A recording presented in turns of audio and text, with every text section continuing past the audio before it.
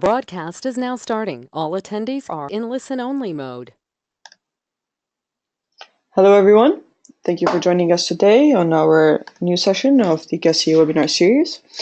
The GESI webinar series serves as a platform for the GESI network members to share experience and expertise in evidence syntheses and to learn about potential collaborations. Just to remind you, or if you're joining us for the first time, if you have any question, please use the tab on your right to enter your question. And if you would like to give a comment or tell us about your own experience, please use the raise your hand button so that we unmute you. Today's session is about ROSES, Reporting Standards for Systematic Evidence Syntheses, with Dr. Neil Hardaway and Dr. Brianna Makura. Dr. Neil Hardaway is a research fellow for the MISTRA Council for Evidence-Based Environmental Management, EVM, at Stockholm Environment Institute in Stockholm. EVM works with researchers, policymakers, and stakeholders to produce evidence-based guidelines on environmental conservation. Neil conducts systematic reviews on a range of topics relating to conservation and environmental management. He is a conservation biologist by training that has recently expanded from natural science into social science, with several qualitative and social science projects ongoing. Neil's main research interests relate to the production and use of environmental evidence in decision-making. In particular, he is interested in improving the transparency, efficiency, and reliability of evidence syntheses as a methodology. Neil is the co-creator of ROSES, a set of rigorous standards for reporting the conduct of systematic reviews and maps in environmental topics, which we will learn about today. Dr. Brianna Makura is also with us today, and she is a research fellow at Stockholm Environmental Institute, Sweden. She is currently working with MISTRA EVM project on evidence syntheses in the field of environmental management, where she conducts systematic reviews and works on the constant improvement of systematic review methods. Brianna is an environmental social scientist with interdisciplinary background. She holds a PhD in forest policy from the University of Padova, Italy, and Bangor University, United Kingdom. Brianna is the co-creator of ROSES, a set of rigorous standards for reporting the conduct of systematic reviews and maps in environmental topics. Brianna is also editorial manager of the Collaboration for Environmental Evidence journal, Environmental Evidence. Thank you, Neil and Brianna, for joining us today. So we will make you the presenter now. Great. So hopefully everyone can see my screen. Yes, clear. Thanks very much, Tamara. As Tamara says, we're going to be sharing with you a recent project that we've completed, but it's an ongoing project called ROSES, which is a set of reporting standards for systematic evidence syntheses, in particular systematic reviews and systematic maps. And we'll spend the next 15 minutes or so running through why we created ROSES and what ROSES is and how it can be used to improve reporting standards in systematic reviews and systematic maps. Before I start off, we have a poll that we'd like to run quickly. So if everybody could fill in this quick poll. It's just a question asking you whether you've used reporting standards with a systematic review. So maybe you've completed a systematic review or a map, and we're curious as to whether you used reporting standards.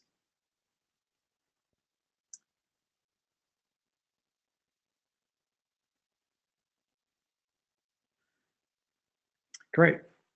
Thanks very much. So that's interesting. Half of you have used reporting standards before. And many of you haven't. Hopefully by the end of this presentation we'll have convinced you that ROSES reporting standards might be a suitable set of standards for you. So we'll start off now. Sorry, we'll just make sure that those go away. Yeah, so firstly, what are reporting standards? They are a set of minimum requirements for reporting information within a systematic review that help us to understand the methods that we used and the results that were found within a systematic review. So with that in mind, we'll make a start. We wanted to spend time first considering why reporting standards are important. Firstly, there's an increasing number of systematic reviews and maps being produced. This is just for the field of environmental management, but it really shows that within our field, and also within other fields like the field of healthcare and international development, there's an increasing interest in systematic reviews and the related method systematic maps or evidence maps you may be more familiar with. There's also an increasing variability in the conduct and reporting of these reviews. Many of the reviews are of low quality or low transparency, so it's very difficult to verify or repeat the methods. And then, to quote Pusigoda et al., without transparent reporting, even well-designed reviews fail to show their methodological strengths. So even if a review is conducted well, we can't really rely on it if we don't know details of how it was conducted and what they found. Everything started within the field of reporting standards for systematic reviews in the field of healthcare, as with systematic reviews in general. And in 1999, a set of standards called Quorum, which are the quality of reporting of meta-analyses, were produced. And these specifically were aimed at reporting of meta-analyses before really systematic reviews were incorporated. And then in 2009, the Quorum standards were modified and turned into PRISMA, which is the preferred reporting items for systematic reviews and meta-analyses. And the idea was to follow conceptual advances and methodological changes in how systematic reviews were conducted, and also that systematic reviews were becoming the gold standard for evidence synthesis. And PRISMA built upon Quorum to include not only randomized control trials, but also observational and diagnostic studies that assess benefits and harms of interventions. So PRISMA was more broad than Quorum, and it attempted to keep up to date with advances in methodology. PRISMA is one set of standards, it's a checklist, but it's also under continuous development and expansion. So extensions are continually produced for PRISMA. For example, PRISMA Equity, or PRISMA for abstracts, PRISMA for protocols. There are a large suite of these reporting standards that aim to specifically target a type of review or a type of review product, all related to reporting standards. And PRISMA has been accepted and endorsed by at least 5 editorial organizations and more than 180 biomedical journals to date. Many journals now require systematic review authors to fill in a PRISMA form when they submit their systematic review. We identified a need within our field to really develop PRISMA, build on PRISMA to make a set of reporting standards that made sense for environmental management, for environmental evidence. And some of the problems with PRISMA that we identified in our context are, for a start, PRISMA doesn't require a protocol. It requires registration of a protocol, but it doesn't require that that protocol is peer-reviewed and published, or registration of a review, rather. There's also an insufficient level of transparency required within PRISMA relative to the high levels of standards that we have now within the field of environmental management. There's also a lower level of detail than is necessary for us. We have many defined stages that we try to ensure that every systematic review includes within our field. PRISMA also, this is one of the biggest problems for us, focuses mainly on meta-analysis. Within our field, we're often unable to conduct a meta-analysis because there is too much heterogeneity in the evidence base, because there are too few studies, or also because it's not really appropriate. And related to that, within PRISMA, or using PRISMA, there's no scope for including other types of synthesis, like a qualitative synthesis, or a narrative synthesis, or a systematic mapping approach, which aims to catalog a body of evidence rather than synthesize study findings. PRISMA also ignores external validity and focuses mainly on internal validity. Internal validity, of course, is the quality of each individual study, whereas the external validity is how well each study maps onto the review question and can be generalizable. Another problem is that PRISMA uses terminology that we're not very familiar with within the field of environmental management. And that terminology in our field is very entrenched in the guidelines. So we needed to ensure that we were using definitions and words that people would understand. We also highlighted that within PRISMA, they refer to qualitative synthesis, whereas what they're actually meaning is narrative or textual synthesis. And they really do focus more on a quantitative analysis.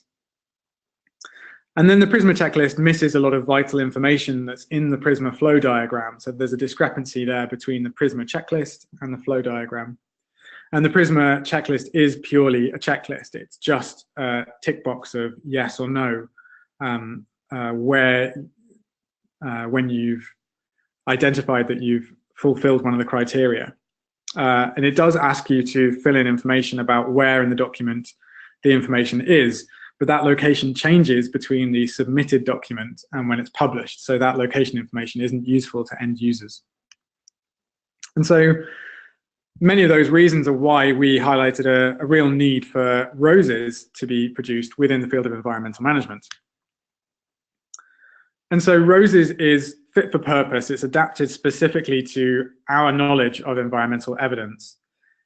ROSES is designed to deal with not only systematic reviews, but also systematic maps, which are increasingly becoming popular, kind of first step on the evidence synthesis pathway, where we look for what evidence exists, who's been doing what research and where, before we identify topics that are suitable for systematic review. Also, ROSES is designed to deal with both quantitative and qualitative or mixed methods approaches. It then also requires a higher level of detail, which means higher standards, higher transparency, and more reliable reviews.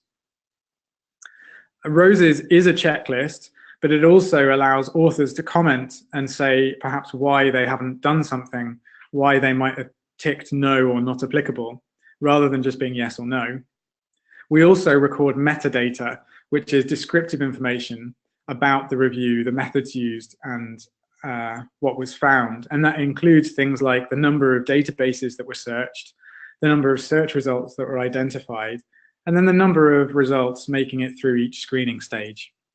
So we really refer to ROSES forms rather than a ROSES checklist. And each of the ROSES forms is specifically designed for protocols or final reports, for reviews and maps. So there are 4 different ROSES forms currently. And then ROSES uses consistent, accurate, and up-to-date terminology as well to make sure that our readers understand what they're being asked to fill in. And that those set of standards within ROSES is linked to the guidelines for systematic reviews that is produced by the Collaboration for Environmental Evidence, which is the environmental version of Cochrane, if you will.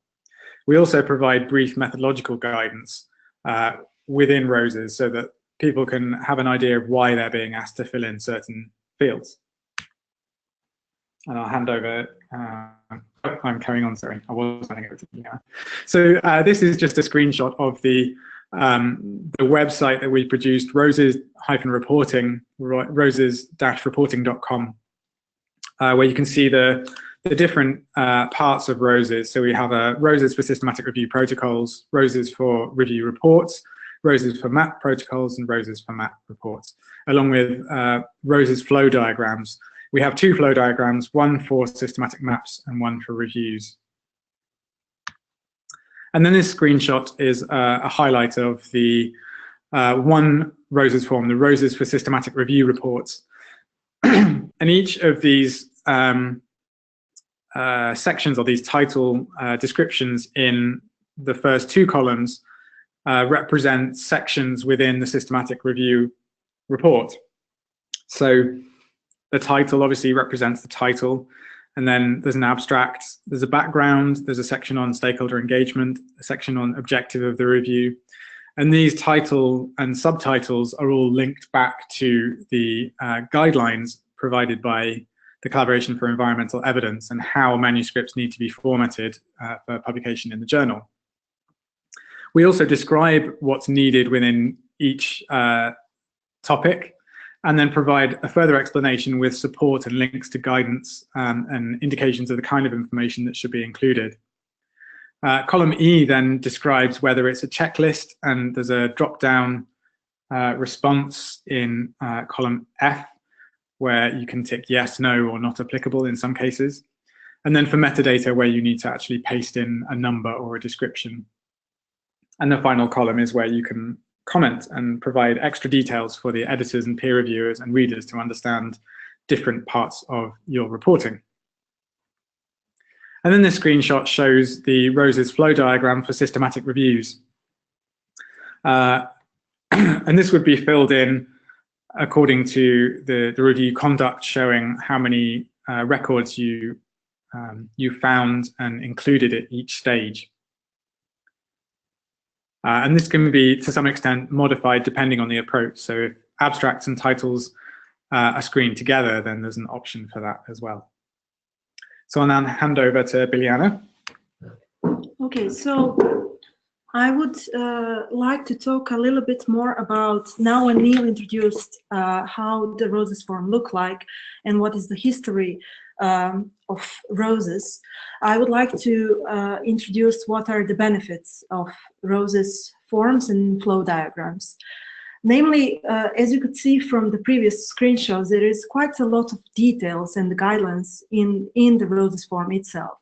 And therefore, when you have these ROSES forms in front of you, before you start writing your protocol or review, you will already have a lot of information on how to plan your review and how to thereafter write your protocol or the review. Therefore, it forces the authors to provide the right information with the correct level of details in their reviews or in their protocols. ROSES forms are also facilitating the reporting, of course. ROSES acts as a pre-submission checklist, and all details, make sure that all details are reported in a protocol or a review document.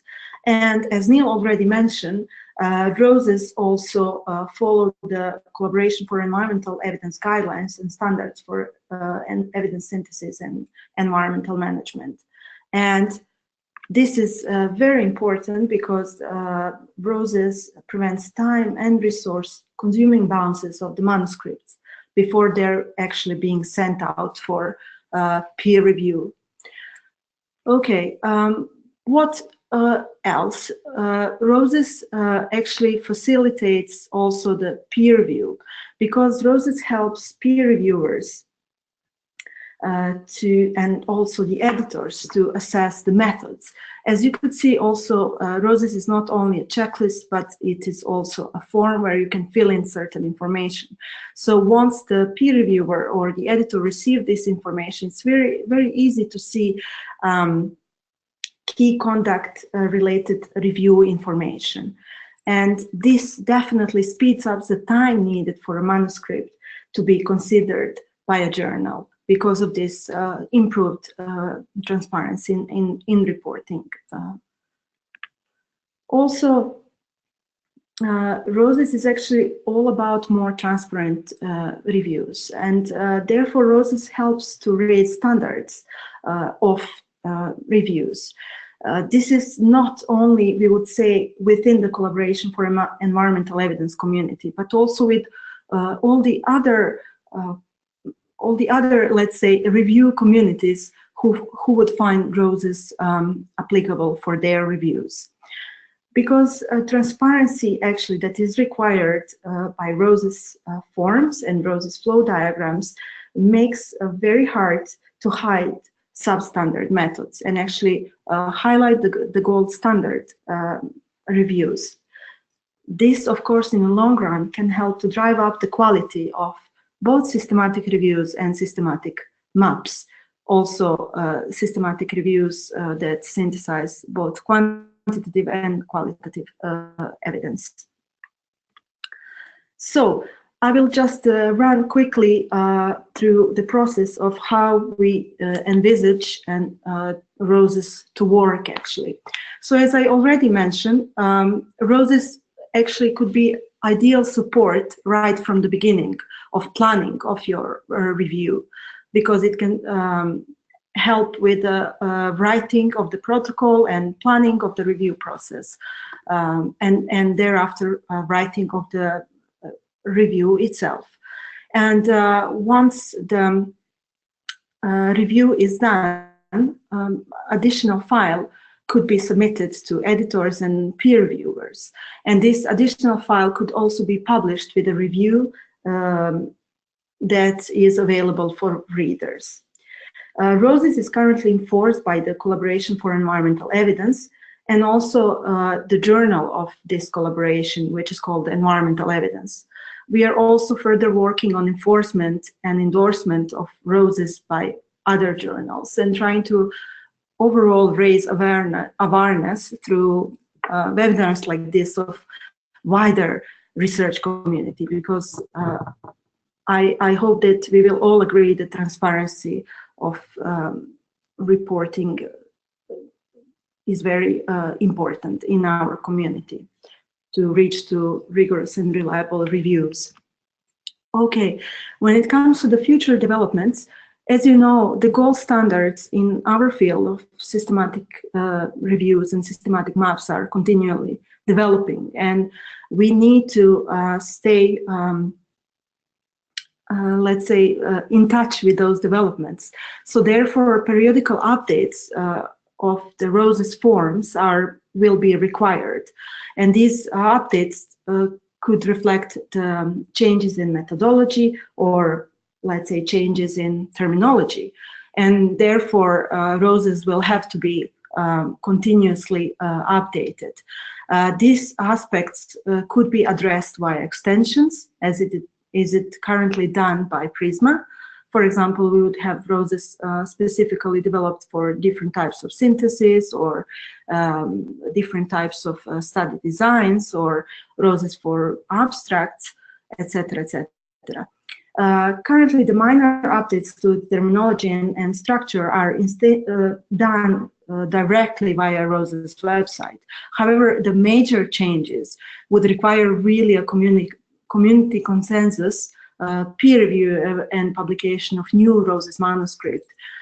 So we have a broad consensus of reviewers before publishing further changes to reporting standards. And just to actually finish with this, we just also want to emphasize that usability of ROSES forms for us is a key. And we always are searching for actually give more support to the authors, peer reviewers, and the editors, and also to provide better links to the guidelines, which means that which is already done by this very detailed description section in the ROSES forms that Neil just showed. But we are also planning to produce templates, ROSES templates for protocols or reports, and also try to facilitate the faster filling in of ROSES forms. And just to finish with some guidelines on where to find more information for ROSES. So you could visit our website on www.rosesreporting.com. You can also follow us on Twitter at ROSES Reporting. And also, please do stay in touch and contact us if you would like to get more support or get more information from us. There is recently published a background paper that actually explain what ROSES is all about. And so you could see the screenshot of that paper here on your screen. It's the paper is published in Environmental Evidence, so you can check that out too. And with this, I would like to thank you for listening to this presentation. Thanks very much. Thank you, Neil. Thank you, Brianna. I think this was really great. And congratulations on this wonderful work. So we're going to move to questions now. And we'll start with Jovan Dexter. So after submission of Rose's forms, how will the researchers find out if there is duplication? Is there an external reviewer of these forms? Do you mean duplication of reviews, I guess? So you end up with 2 reviews on the same topic? So maybe what we can do is actually unmute. Just give the, yeah, exactly. Okay. So here we go. Jovan, would you like to ask the question?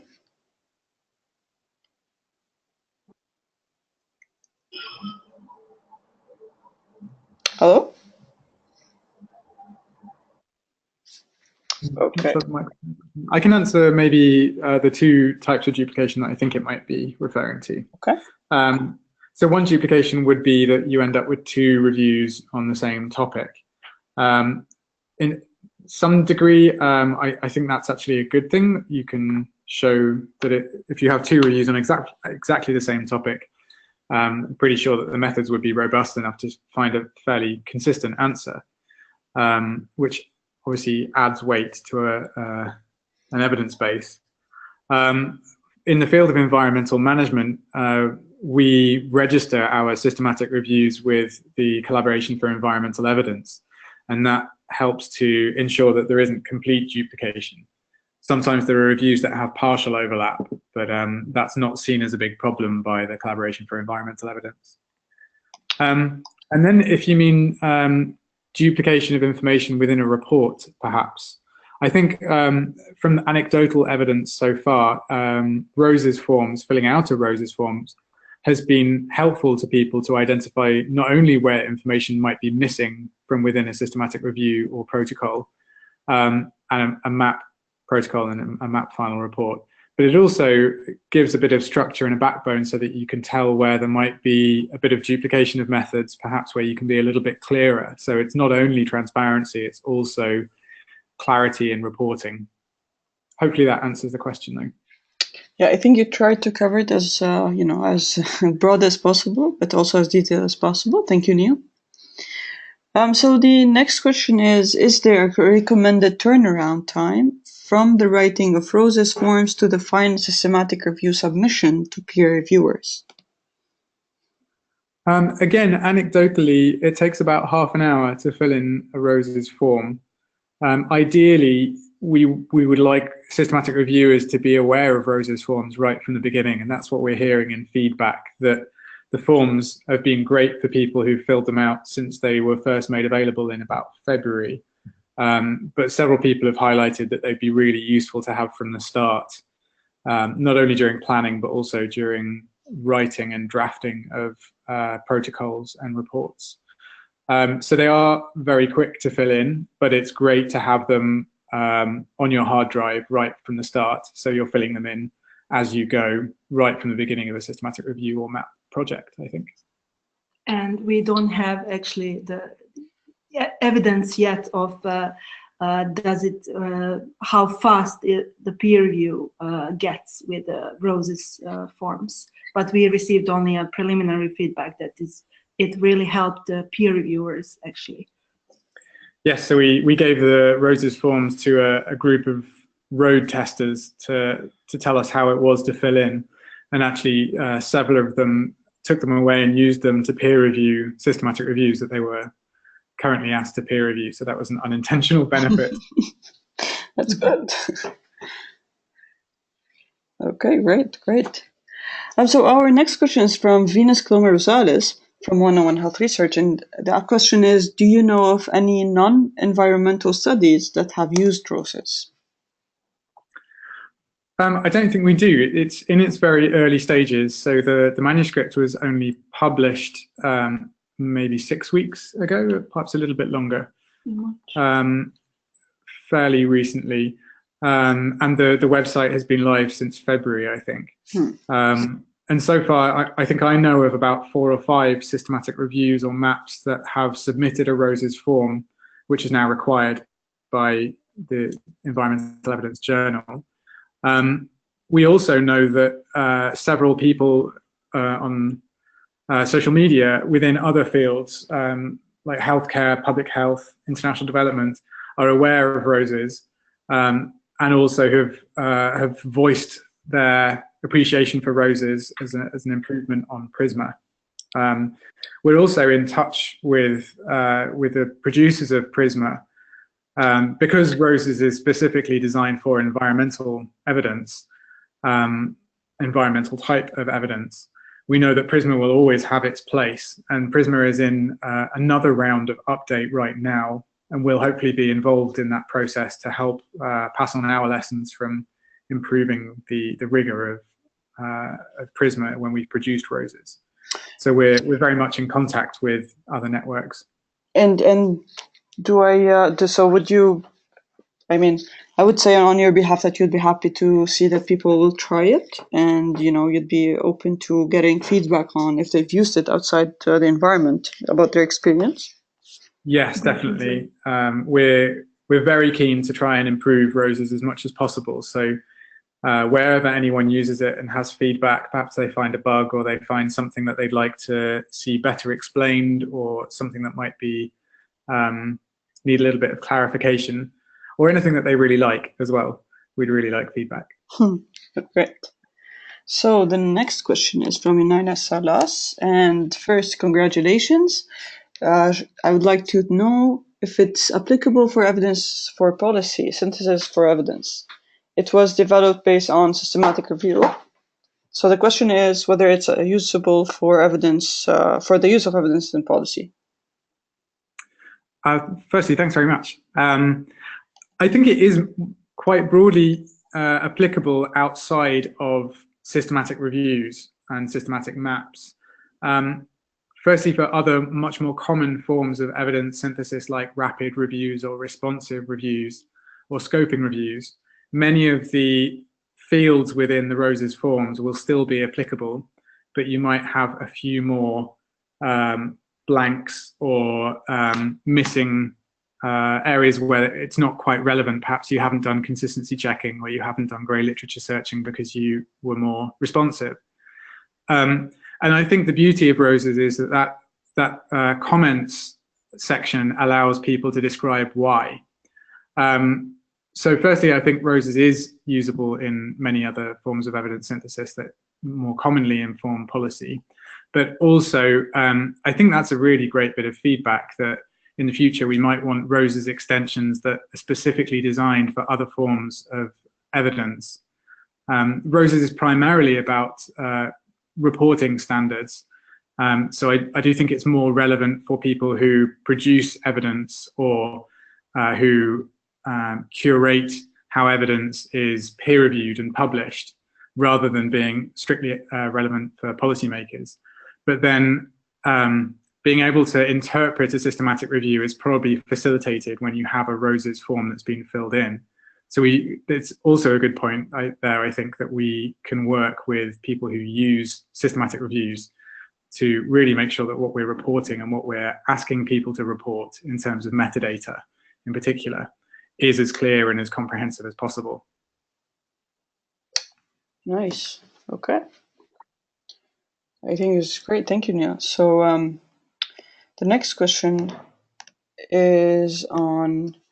Oh, Tamara, can we interrupt quickly and just ask you to open up the second poll as well? Yes, of course. Let's run the second poll. Sorry, we forgot to do that. Okay, so we will run the next poll before we take more questions. And so the question is, would you consider using roses forms and flow diagram with your next review?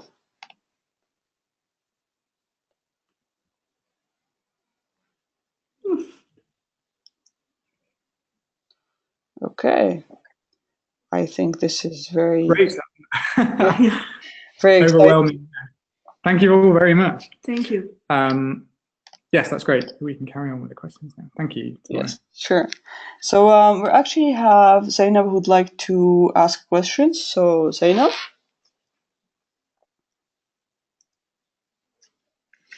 Zainab, can you hear us? Oh, yes, I can hear you. Thank you very much for a very informative webinar. One of the last slides says we should contact you if we want to get involved. How do we contact you? Could we have the address, please? Yes, that's a good point. I don't think our email addresses are on there, actually. There's a contact form on the Roses Reporting website, which is one. You can also contact us through Twitter if you use Twitter, using the Roses_reporting handle. That's the word I was looking for. Our email addresses at SEI, the Stockholm Environment Institute, are neil.hardaway. No, so maybe you'd want to write the email addresses in the chat box. Yes, that's a really great point. So that everyone can see. Thank you. Thank you very much. Great. Thanks very much for the comment and question. Okay, so our next question is a recently publishing, so is it using for who? Sorry, could you repeat the question, please, Tamara? Yes, so I think the aim of the question is to ask for who, let me put that in the chat box, there you go, for who it was intended, so who the target users would be. Okay, so primarily the reason that we produced Roses was that the journal Environmental Evidence and the Collaboration for Environmental Evidence wanted to improve the reporting standards. So the primary audience that we were targeting initially was authors of CE systematic reviews and maps. But I think we're increasingly seeing that this is useful not only within the Collaboration for Environmental Evidence community, but also broadly outside that community as well, both within the field of environmental science as a discipline, but also in other disciplines. So we have several journals that we're in discussions with who want to endorse or are already endorsing Roses, which is great. And we see there being no reason that this couldn't be usable by any discipline, really. There's nothing within Roses that is specifically targeting environmental topics. It's just that the evidence that we use within the environmental field is quite different from the type of evidence and the type of synthesis that's commonly used within the field of healthcare and public health. It might not be that different, but it's just the Roses is also accommodating for qualitative evidence, and also Roses is also accommodating systematic maps. That is a very recent development, and it's, as far as I know, used in international field of international development, but also in environmental management and elsewhere. Mm-hmm. So there might be slight differences in terminology, but we really see this as being usable by anyone who is writing a systematic review or involved in a publication process. Reviewing or editing also. Yeah. Oh, great. Okay, so I think there's no more questions. So maybe we'll give it 10 seconds for one more question. Okay.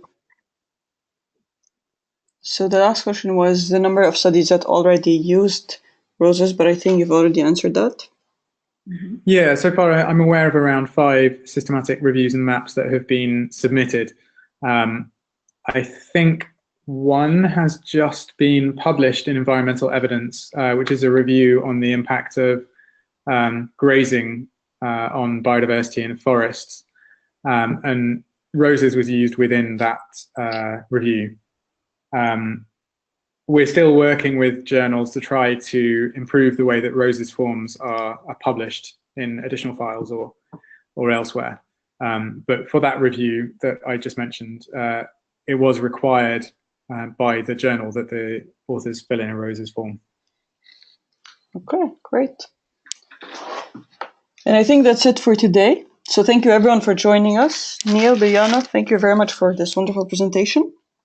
Thanks very much, Tamara. Thanks everyone. Thank you. And you can all find the recording in a week from now on the GESI website and the GESI YouTube initiative, GESI_YouTube initiative on YouTube channel.